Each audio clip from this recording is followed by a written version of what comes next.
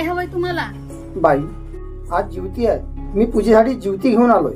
आजकाल कोण ठेवतं असं काही? आम्हाला इथं वेळ नाही, जावा दुसरीकडे.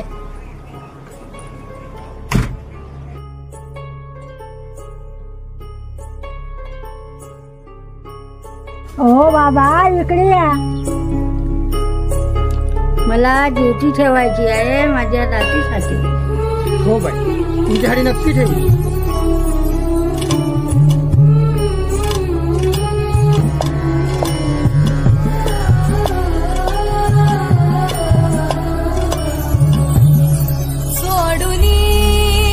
सण लुप्त होत आहेत. ते फक्त इंस्टाग्राम वरती स्टोरी ठेवायला नसतात, ते जपायला असतात.